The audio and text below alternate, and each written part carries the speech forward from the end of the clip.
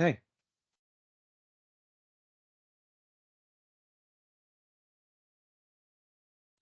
Okay. Hi, everyone. Welcome to today's session.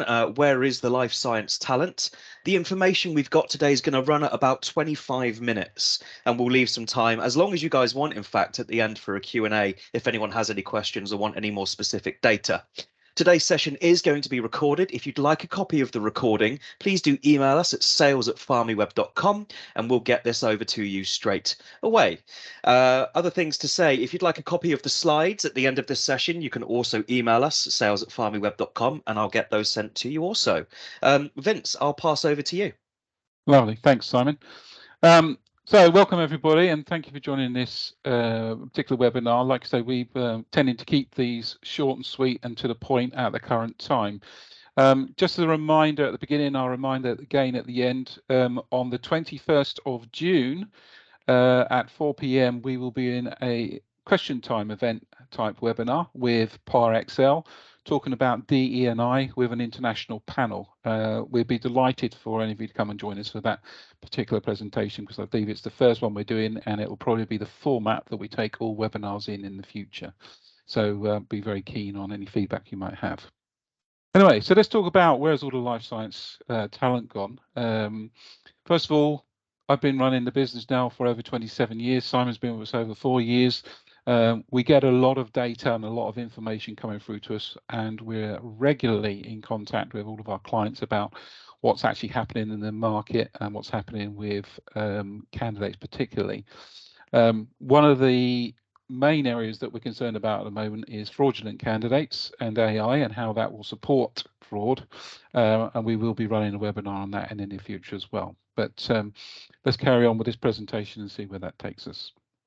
So first of all, as an agenda, we're going to talk a little bit about the state of the industry and some data. We've got stats and facts that back that up. We're going to talk about why people are leaving, where are the candidates actually going, and what can we do to try and fix it. It's a lot to cover in a very short period of time, but it's just a conversational piece that maybe you can take back to your organizations after this webinar. So when we're talking about the state of the industry, first of all, I suppose it's the future that counts. Everyone talks about post-pandemic, where are people now, everything's changed. And yeah, sadly, everything has changed. We've got the cost of living, which is causing everyone a problem, and general lifestyle changes. And I think the other big issue we have as an industry is attrition. People will leave and are not actually coming back to the industry. They decide to go something and do something completely different. Retirement is a big issue. Literally within 18 months, 75% of the workforce will be millennials or Gen Z. And obviously that's going to cause a problem because all of the baby boomers will start to disappear. There's a lot of knowledge there that's moving away from the industry. We've also seen a lot of mergers and acquisitions, and we've also seen a number of spin-offs in the industry over the last few months as well. And there are a number of companies rethinking about their business model and is it the right thing to do, especially at a global level. So I can also see issues with companies starting to deploy teams in Asia, primarily because of cost, and in the US, people looking at South America to actually bring on workforces and build plants and information centers in those areas as well. So all of these things are going to cause us problems. Money problems are probably at the forefront of most people's minds.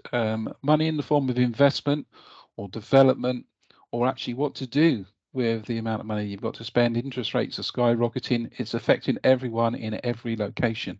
We all know this, and it's not going to get any easier. But the biggest and worst thing, I think, personally, in the industry is the lack of investment in early years. It's so easy now to turn around and say, we want exactly this. People saying we're too busy to take on apprenticeships. We don't have the money to bring on interns, etc., etc. This is a situation that slowly got worse over the last 10 years, and it's really making a big difference now. I've seen it grow, I've seen it developing, and it is a big concern. I've tried to have a number of interest groups about this. I've spoken to the government about this. We brought it up at a number of committees, but it's a lot of talk, but no one's actually doing anything. And it's not just it's not just the US, it's a global problem. So we'll talk a little bit more about that as we move forward. So some stats really, looking at EMEA. Interestingly, when we're looking at the figures, the UK alone employs 223,000 people. We've got a lot of companies, we've got a lot of business in the UK and in Europe, and a lot of job opportunities, 133,000. Obviously, that will be affected in the future between the next 2 to 10 years with AI and AIO taking over a lot of those jobs. Life science sector alone, if we look at apprenticeships, in 2020, 24% of sector's levy contribution was recovered because no one took on any apprenticeships. No one actually used the levy. To me, it was free money. We certainly took a few people on, and it worked out very well. And if we look at the amount of life science students coming through the market, there's a lot of people out there coming into the industry or trying to get into the industry that can't actually get in. The figure at the moment, I think, is 62% of people that actually studied life sciences are not working in life sciences because they can't find a way in. Is this the way that we want to move forward? Probably not, I'd suggest. And also, when we're looking at EMEA, 25% of employees not currently training apprentices claiming that there was a lack of information support from the government. Well, that wasn't the case. I think it was more a question of actually understanding what it means to take on an apprenticeship or what it means to take on the levy, etc., etc. I think that's something the government needs to address, and they are aware of it. And again, when we're looking at apprenticeships starts, they've fallen by 50% in 2019, 2020. This is a big decrease. We've got to bring more people into the industry. We've got to let people actually drive through. And I suppose the biggest question I have for everybody is, why does everyone want 2 to 4 years experience? Because it's easier to buy in than it is to train someone up, to bring on an apprenticeship, to bring on a graduate. And I do appreciate that those people will want to move on, but you can tie them in. So this single issue is causing a problem globally. It's not just in the UK and EMEA, it's everywhere. We've got to bring young people into the industry, bring in those young bright sparks to actually sort of develop and keep us moving forward. And then when we're looking at some of the stats for the US, it's an even more interesting picture. When we're looking at the US and life sciences, there was 79% growth between 2001 and 2021. Compared to 8% normal growth across all other occupations. US graduates in the industry totaled more than 163,000 in 2020. And when we're looking at life science occupations, the second lowest unemployment rate in the US of all occupations in the US in 2022. That meant that they'd actually got to capacity. There wasn't anyone else that they could take on. They were pretty much saturated. And we saw a lot of draw coming from approaches in Europe or setting up in Europe, strategies changing to actually cover that, and also a lot of people trying to recruit from Asia. Australia in particular was ambushed almost by Canada, taking away most of their PhD students. So these things do cause a problem, and it's a global problem now, not a localized problem. Simon, I know you've been looking at a lot of these things as well. Is there anything that you'd add to those basic stats that we've got so far? I think we've actually covered the most important stuff based on what we've researched. I think the thing to do here is just take this information incredibly seriously. We are not using the money that's there. We're not using the talent that's there. We need to shift around internally what we're doing to make sure we take full advantage of the, frankly, excellent opportunities that are in front of us. Lovely. Thanks, Simon. Okay, so just to finish off, really, when we're looking at the US, I think the projected growth from 2021 to 2031 is 7%. Well, where on earth are we going to get the people to actually cover that in the US? Which is why they're looking at South America, why they're looking at sites in India, etc., so that you can actually bring down the cost, but more importantly, get the people that you need. 147,900 vacancies every year to actually grow like that. And then the US labour force is declining. We're looking at nearly 6,000 baby boomers daily on average retiring and not coming back. And baby boomers currently make up 25% of the US workforce. They're not working as late as they used to. And again, this is causing a problem. So we have to watch all of these when we're looking at big data views, what's happening to workforces in certain countries, how they're going to be affected by new technologies, and what's going on because of fraud, etc., in the industry, which are going to cause problems for everybody. So these are big things to be concerned about. I'm sure most of you are aware of them. Certainly look up more. We've got a whole spreadsheet on this information that we took out. I've taken out the most important ones that I could find. So why are people leaving? And what can we do to make them stay? Well, it's a difficult question. So when we're looking at retirement, people do retire. They actually retire in earlier because they can afford to do so, especially in life sciences where we're fairly well paid. People go part-time, which doesn't help the situation, but they do stay around for a little longer, especially if they've got really good skills that they can actually pass on to other people. The other big one is for more senior people, people in positions where they can really make a difference around engineering or science or technology, move into consultancy. And the problem with that, of course, it becomes much more expensive to actually employ them. We have the 15 hours or less rule, which is what a lot of people decide to do when they retire, especially over the last 5 years. 15 hours or less has been the main criteria for most people retiring. They want to do something, but only for 2 days a week, approximately. Volunteering is a big one. There's a lot of people retire and go off and volunteer as part of giving something back. And then going into education or learning more or learning something new is another big one, around 16%.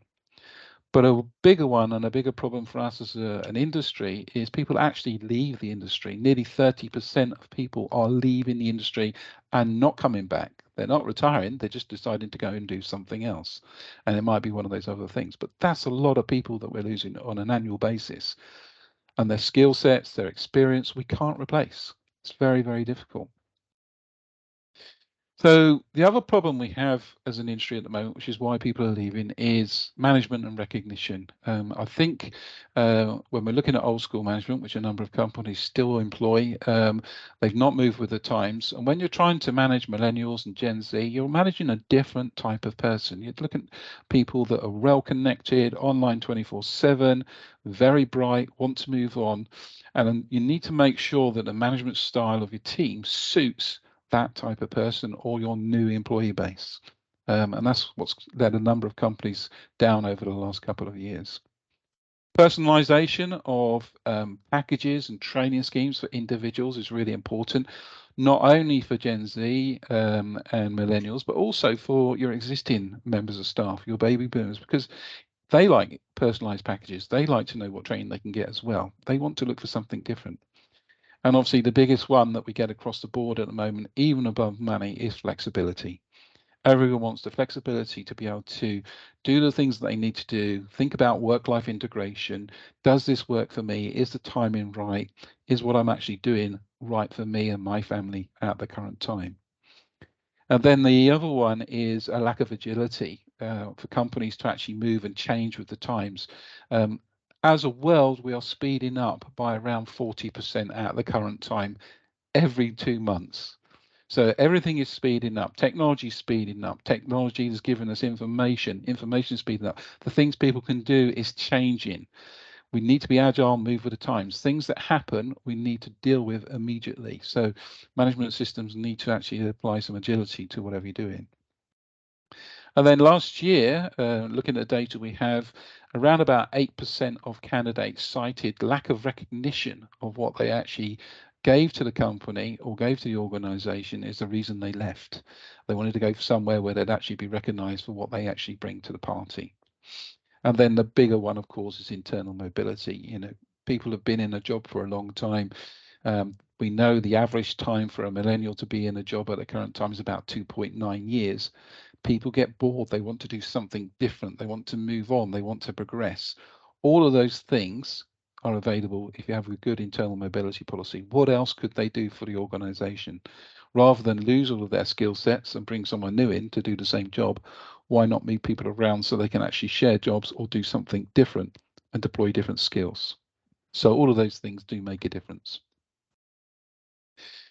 And again, when we're looking at flexibility versus salary, it comes up all the time, really. A flexible menu-based benefits package is really good, especially if it's personalized to fit the individual. And everyone's different. You can't have a catch-all. So I've seen a lot of progress here from some of the bigger organizations looking at this, whereas medium-sized to smaller organizations struggle a little bit. but it's looking at giving someone something that they want. And it might be as simple as you can come in an hour later because you've got to drop the kids off at school, or it might be you've got an elderly parent that needs taken care of, or someone that you're caring for, they need some time off during the middle of the day to actually do that. Those little personalized benefits are not necessarily monetarily, they are flexible. And that flexibility makes a big difference. Salary at the moment at a fair market rate is all that candidates actually want. Anyone can go out, especially if you're in clinical research, as examples, and say, yeah, I want a £10,000 sign-on bonus. Those days are gone. You know, people tried that. It's caused a lot of problems. And I think what people really want is they want to be paid fairly, but not over the top. The benefits can actually add to that salary, and the benefits can actually outweigh the financial benefits where it's relevant to the individual. Personalised training schemes and development schemes are really important. So we've seen a huge growth in candidates that from day one basically want a roadmap of where they're going to go in their career, what are the milestones they need to hit to get promotion. Everyone wants fast track promotion or fast track development. So what do they need to achieve it? And they will go and achieve it. But where's it going to take them after they've done that? Those are things to be considered. And again, equality rates very, very highly in all organisations. Hybrid working is probably one of the key factors. Is it good? Is it bad? There's been a lot of bounce back on this just recently where people do actually want to go back to the office, and in some cases have not been able to do so. So the ability to do that is really, really important. And I think the key thing here on hybrid working is, you know, it's not a 9 to 5 job anymore. Those days are gone. You've got to have a fluid schedule. You've got to have a fluid workforce. You've got employees that are prepared to do what needs to be done when it's relevant, but also give them the opportunity to take the time off when they need it. You know, we're seeing a lot of flexibility around additional holiday dates, birthdays off, special occasions off, those types of things. This is not a 9 to 5 job, and I don't think ever will be again. But I think the other side of that coin is quite simply, some people work better in the office and they liked it. So you might need to give them the opportunity to do so. The 2-3 turn off, turn on days is a good start point. Some companies are going to more of the 3 days in the office and 2 days off, working from home. So again, think about how that works in your organizations. It makes a difference to the sort of people that you can employ and retain. And then working to the challenge, I suppose, is it a challenge in the industry where they are, or do people go elsewhere? So we've already talked about internal mobility, we've talked about management, we've talked about the recognition side of things, and people need a lot more recognition now than they've ever done before. Can we move people around to a new site? Is there a new site that people can go to? Is there a new challenge in that? Do you feel your employees feel that they're actually contributing anything to the organization, or are they just doing the 9 to 5? And the single biggest thing that I've seen a change on that I've not seen a change on in 27 years is culture of the company being the most important thing that people are currently looking at. They want to work for a company that means something to them. So Simon, we've done quite a lot around culture. Is there anything you'd add on that? Because I know this is something that you were looking at just recently with a client as well. Yeah, we have done a fair amount around this at the moment, and it is kind of a looking at now, instead of hiring for culture fit, it's more hiring for culture add. How can you expand what your company currently has? How can you add new things? How can you explore new ideas, integrate new people? What can you do differently? Because the same old, it's not working. It's the definition of madness, isn't it? Doing the same thing over and over and expecting no result. You've got to change and you've got to evolve. So looking at the pain points, the weak parts in your culture, and hiring to fit those instead, it's definitely my biggest bit of advice going forward when addressing it. Yeah, we were also looking at, I was talking to a very senior talent acquisition specialist at the BBC, as an old friend of mine, and he said they've changed some of their parameters. They're saying in some cases now, when they're looking at their teams, they don't need the best people to come and work for the BBC. What they're looking for is the right people to fit the team as it is. You know, you can't have star players all the time. Sometimes you need people that are going to support those people, and they've got to be relevant for that, and they've got to actually fit the mix of the team. So again, culture is really important. Is it a family-friendly feel? Is it highly professional? Is the team you're with focused on one particular thing scientifically? Culture is really making a big difference. So it's something to really consider when you're looking at your employment programs. So we've already talked about retention in a number of our webinars. We're going to just touch on a couple of things here. The biggest one for me is it reduces productivity loss, because if you retain the people you've already got that understand the business, understand what they're doing, they're much better than trying to have to bring someone else into the business, unless you're actually trying to reduce your people in that particular area. The key thing is it's training people, it's the turnover recruitment, it actually builds loyalty, it stops people leaving. If you've got a lot of people leaving the organization, that is not a good thing. People that have been there a long time are happy. They normally have the normal sort of gripes and groans, but generally they're happy, which is why they're still there. So it's really important to think about retention. And again, if you want to retain people, you've got to think about what a candidate wants. And I basically use this slide in pretty much every presentation I do. It's our view on what a candidate's looking for at the current time. And there are 8 things, and they don't have any particular level of importance. Money, obviously, some people are just interested in money. They need the money to live and survive, especially in the current situation with the economy, but it's not the most important thing. Work-life balance is certainly up there as the number 1 or number 2.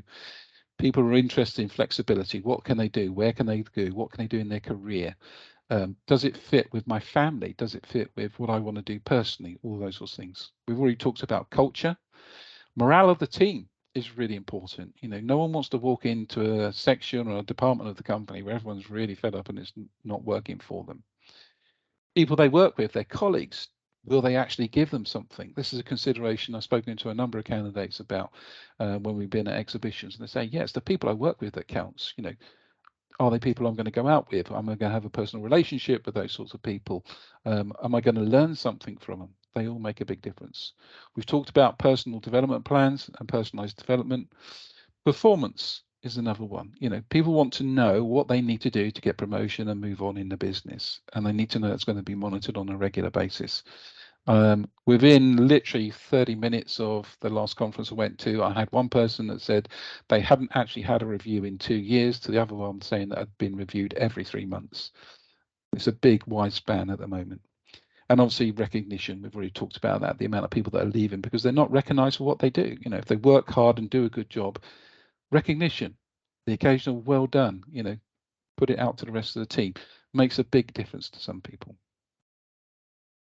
So what do we do about all this really, and how we reach them? We're just going to touch on this very quickly. There's a number of things that we recommend. First of all, Simon, do you want to talk about omnichannel? Because I know you're responsible for most of the marketing that goes on in the organization. Yeah, so the way that we've been doing things at the moment is basically looking into different communities, different places, and seeing where things bite. The biggest area, of course, as I'm sure we all expected the answer of this to be, LinkedIn, right? It is the recruitment social network. It is where you go if you want to find people and speak to them quite actively. But there are a number of other areas, so I don't want you putting all your eggs in one basket with just LinkedIn. There's other places that you can find people, other social media platforms to it. For example, if you're looking for more, let's say, creative candidates, things like your medical writers, your marketeers, that kind of thing, you might find them on the other social media platforms. I've seen a couple of recruitment organizations quite recently using things like Instagram and TikTok to an incredible success. You can also look at things like other job boards, global ones. So if you're in the dark region, things like Monster. You know, if you're in Benelux, things like Stepstone. Look at a multitude of different tools, and of course, there's PharmiWeb as well. The huge scientific community here. You've got things like webinars and seminars. If you attend industry relevant events, conferences, webinars, and seminars, you're likely to meet the right kind of people because they're interested in the same thing. And when you're interested in the same thing, a conversation flows much quicker. Referrals, if you don't have a referral program, get one. You know, they are an incredibly cheap, cost-effective way to attract really, really good talent, because a lot of people will bring in their old university buddies or friends from their old place of work, and it saves you doing the hard work. Education, as we've kind of said a few times throughout this now, you know, it is so much cheaper to bring someone in young and give them the training on site than to wait until they've got 2 to 4 years of experience. Then you pay them for it. You know, you could train them up a lot quicker than that. other countries. You know, if you haven't looked at relocating talent, I appreciate that not everyone can afford to sponsor, but if you haven't at least looked at the practicalities of it, you might be missing out. And of course, outsourcing. Your mailing lists is another one. We do newsletters on PharmiWeb that work really, really well to attract candidates for our clients. But if you don't have your own mailing list, your own talent community, you're missing a trick. And then finally, which I think is the one that you're quite fond of, Vince, is boomerang candidates. Yeah, absolutely. Well, we're going to talk about boomerang candidates next. So I think boomerang candidates are really interesting because you've got really good experienced people. They've left you for whatever reason. We've seen a lot of people in the last 2 years, especially now with, well, two things really. I think work-life balance, things weren't what they were expecting when they retired. And obviously, with the current economy, some people are coming back to actually work in the industry. So boomerang candidates are really experienced. They've decided to come back into the industry for whatever reason and carry on working. If they've worked for you before, they are certainly worth approaching. So the advice I give to all of my clients at the current time is go back to anyone that's left you, talk to them, have a dialogue, because if that person is really good and they've made a big difference to the organization, try and bring them back in. Again, it's a really good way to get that experience back into the organization. More importantly, they already know you, they know what they're going to get, and they'd be more than happy to come back and meet all of their old friends and carry on doing what they were doing before. So boomerang candidates, I think, and boomerang employees, people that you've employed in the past, or even that someone else has employed in the past, are certainly worth bringing back into the organization. So really, really work that hard if you can. So how to fix it? We've already talked about what employees want. The key thing is literally within 18 months, 75% of the workforce will be millennials and Gen Z. So you've got to think about how you're going to manage those people and what you're going to do to attract them. The good things with millennials is if you think about the type of person you're going to be employing, they are a fantastic workforce. They really are. They're well connected, well trained, got good background and skills, good experience, and they're really switched on. And they're switched on 24/7. So the biggest problem you've got with millennials, of course, is keeping them active and keeping them working well for you within the organization. If they get more bored, they would typically move on, as I've already said, every 2.9 years. So it's either give them something else that they can do internally, give them promotion, keep them working, keep them motivated is the key.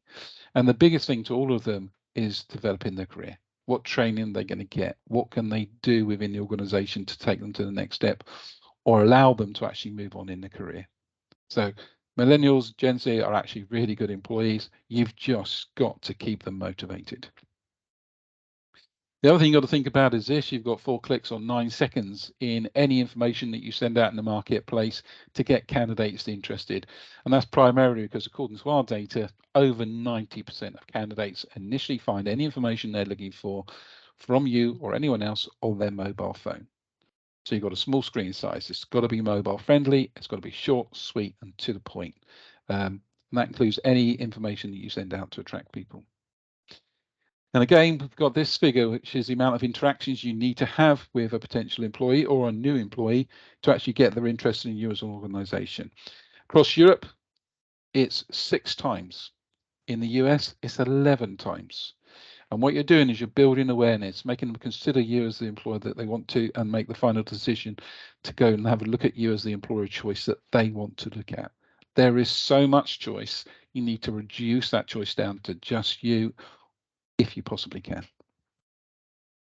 And the way that we do it on our site is we use employer branded hubs. And again, the reason I put this slide on here for everyone today is if you've not seen the hubs on PharmiWeb, go and have a look at them. There's some really good practices on there that have made a big difference to people who are attracting candidates. Charles River here have some really interesting information on their site, IKEA and even recruitment companies. So if you're not sure what you should have in your employer branding, go and have a look at those. Have a look at the other ones on PharmiWeb, and I'm sure you'll find some really interesting stuff there. It's all short to the point and relevant. And I can tell you now, there's not a single candidate that comes on our site that will read a whole page of text. But pretty much 80 to 90% will watch a 1.5 to 3.5 minute video. So more video content.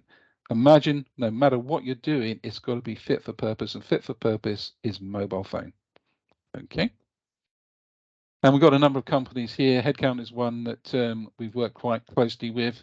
Simon, do you want to talk through what they're actually doing and why it works so well on their newsletters?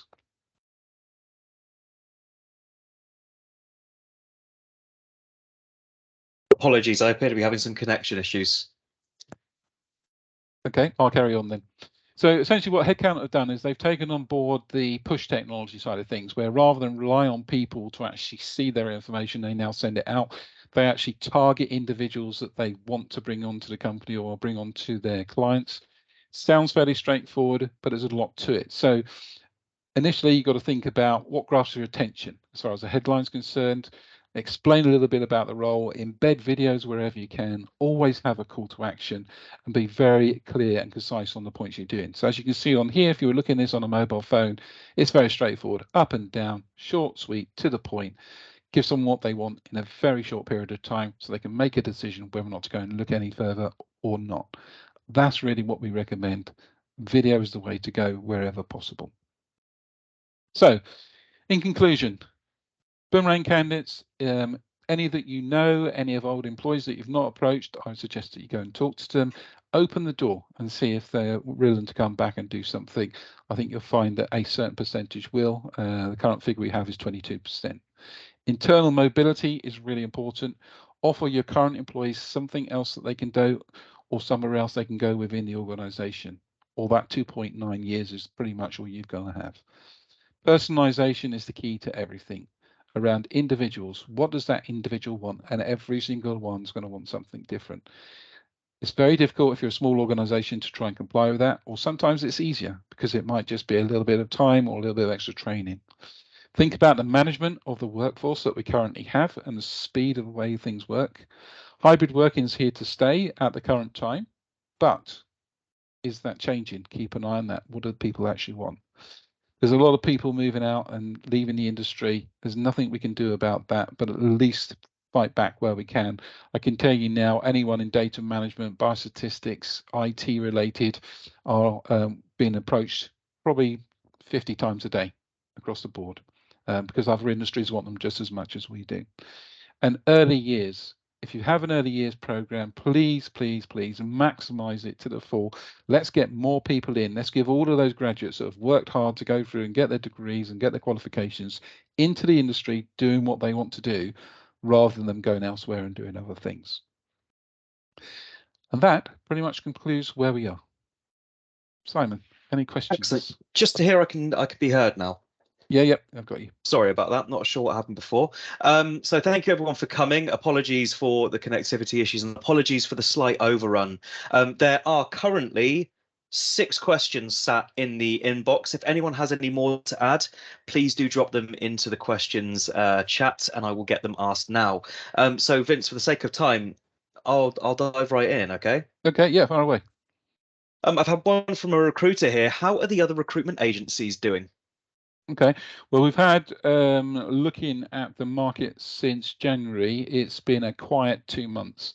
People are reconsolidating, thinking about what they're doing. There's been a lot of activity in the larger pharma groups, especially around talent acquisition and how they're going to be operating, thinking about what they're looking for in the future.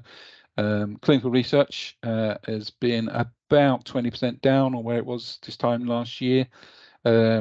So the specialist recruiters, I think, have been doing very well. Not so well if you're a sort of general recruiter, as I think across the board. Yeah, similar to what I'm hearing. People with the really specific niches are ticking along almost as if there's not a whole lot going on outside of that. But some of the more general companies, I'm hearing they're having some desks that are very quiet. Some of them have even made a few trims down on their teams, etc. So really, it depends in the areas you're working. Regulatory affairs, I would say, is probably strong as ever, but that's mostly due to all of the medical device regulation that's going on at the moment. But yeah, it's a very mixed bag, I would say, is my answer to that one. The next question just here is, when do you think things are going to go back to normal? I don't. Yeah. Well, I think whatever's normal in this industry, I don't know.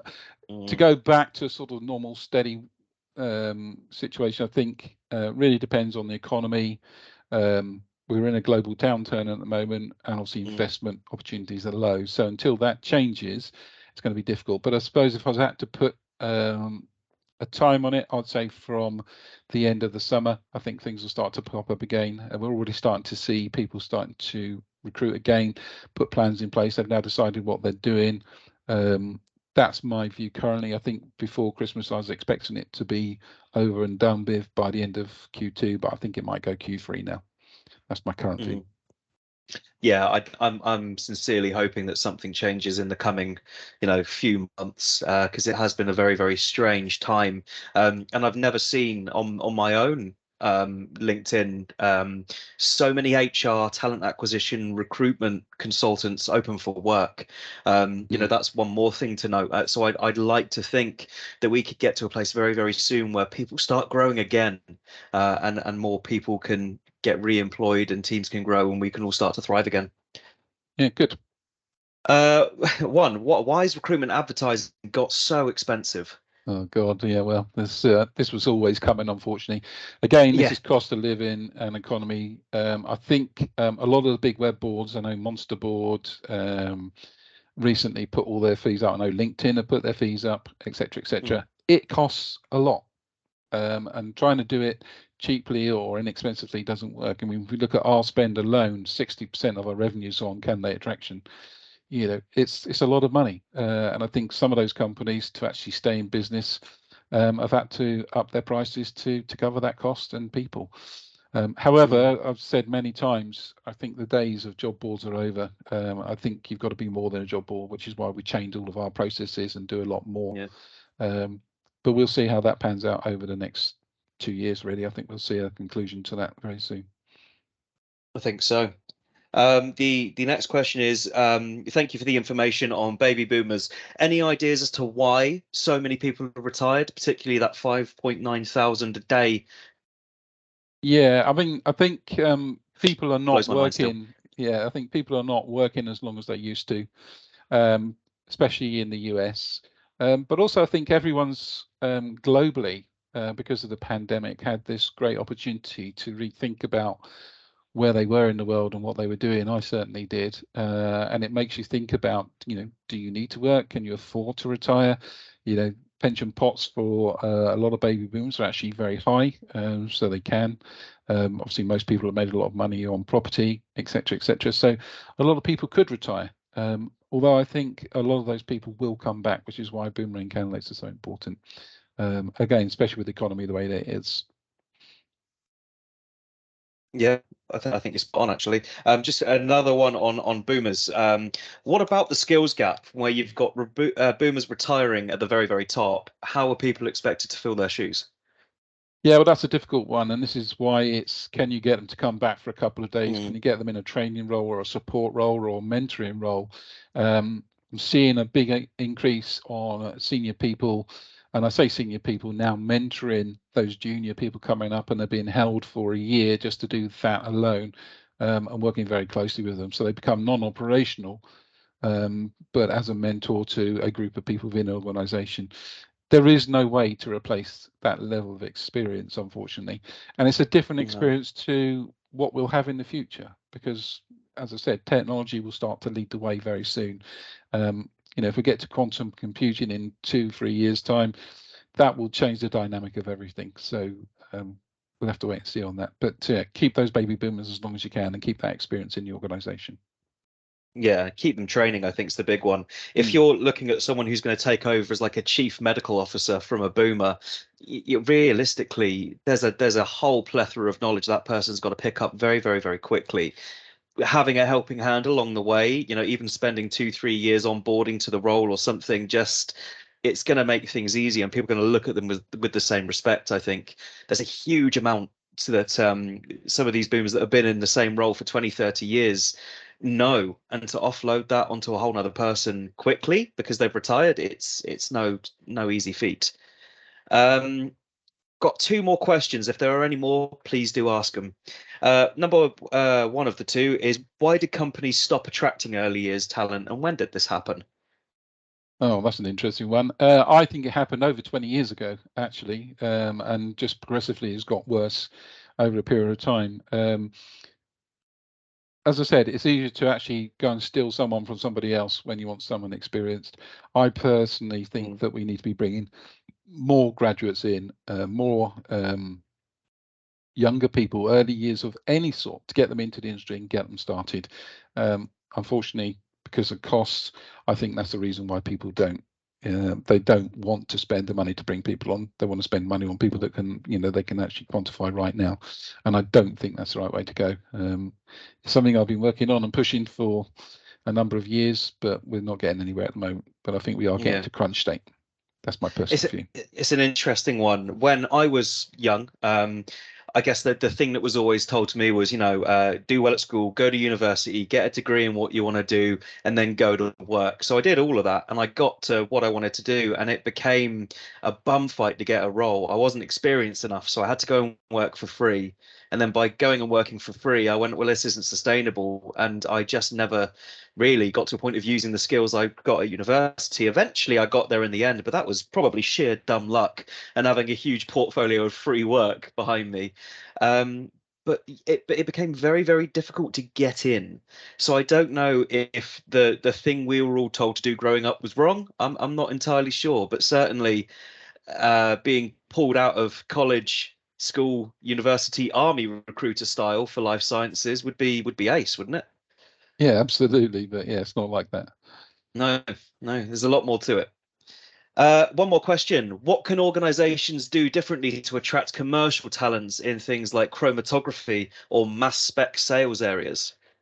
Well, again, that's about bringing on people. If you want to attract those people, why don't you bring some people on and actually give them an apprenticeship or bring them on as a graduate and actually train them up?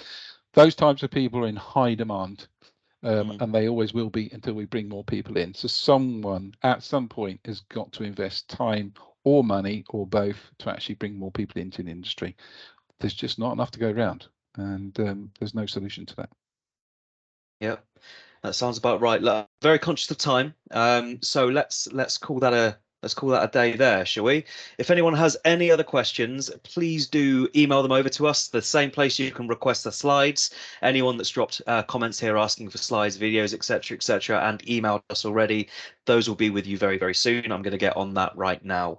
So thank you everyone for coming today. And Vince, as you said earlier, June the 21st is our next webinar, more of a question time event across diversity, inclusivity, equality, and I think it's going to be a fantastic one. That's with PowerXL. That's perfect. Okay. Thanks, everybody. Appreciate your time. Thanks, everyone, for coming, and have a great day.